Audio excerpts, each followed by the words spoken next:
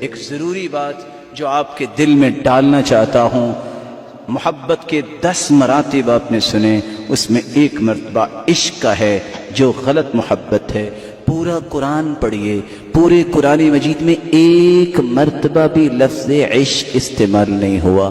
آپ جملہ کتب حدیث نکالیے، بخاری، مسلم، سنن ابن ماجہ، سنن جامع الترمذی، سنن ابی داؤد اور سنن نسائی سے لے کر جملہ مسانید اور جوامع نکالے، ایک حدیث صحیح میں اللہ کے رسول نے لفظ عشق استعمال نہیں کیا۔ تیسری بات، 1,44,000 صحابہ حجۃ الوداع کے موقع پہ موجود تھے، کسی ایک صحابی نے اللہ کے رسول کے بارے میں یہ نہیں کہا کہ میں اللہ کے رسول کا عاشق ہوں۔ چوتھی بات، بلکہ میدان عرفات میں جب ایک شخص کو دیکھا عبداللہ بن عباس نے، وہ تنکا بنا ہوا ہے، پوچھا اس کو کیا مسئلہ ہے؟ کہنے والے نے کہا اس کو عشق ہو گیا ہے۔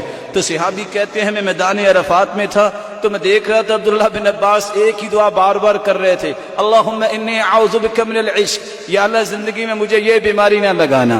چوتھی بات، ماں کتنا معزز رشتہ ہے، بیٹی اور بہن، کوئی والدہ گرامی کوئی اپنی بہن اور اپنی بیٹی کے بارے میں یہ لفظ استعمال نہیں کرتا۔ مومن، دانش مند، عقل مند کیوں نہیں استعمال کرتا؟ کیونکہ یہ پاکیزہ لفظ نہیں ہے، یہ لفظ ہی غلط لوگوں کا ہے۔ اگر میں اور آپ اپنی والدہ اور بیٹی اور بہن کے لیے استعمال نہیں کر سکتے، پھر قرآن میں نہیں آیا، کسی حدیث میں نہیں آیا، 1,44,000 صحابہ نے استعمال نہیں کیا۔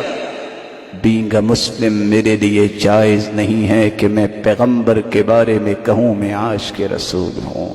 مجھے کہنا چاہیے میں محب رسول ہوں، میں مطیع رسول ہوں، میں متبع رسول ہوں۔ قرآن کی آیت سنیے، لا تجعلوا دعاء الرسول بینکم کدعاء بعضکم بعضا۔ مسلمانوں، اللہ کے محبوب کو اس طرح مت پکارو جس طرح تم آپس میں ایک دوسرے کو پکارتے ہو۔ تم جن الفاظ سے ایک دوسرے کو بلاتے ہو ان الفاظ سے اس پاکیزہ ہستی کو مت پکارو۔ یہ لفظ وعدہ کیجئے اپنے دل سے، زندگی میں بتائیں گے بھی اور سمجھائیں گے بھی، یہ مومن کے لیے جائز نہیں ہے کہ وہ اللہ کے اس پاکیزہ پیغمبر کے لیے جو سرتاج رسول ہے، جس جیسی کوئی ہستی اللہ نے پیدا نہیں کی، اس کے لیے استعمال نہیں کرے گے۔ اللہ ذوالجلال مجھے اور آپ کو سمجھ کی توفیق دے اور اسی ہستی کی جنت الفردوس میں ہم سب کو رفاقت نصیب فرمائے اور اپنا محبوب بنا کے اللہ اپنے دیدار کا مستحق بنائے۔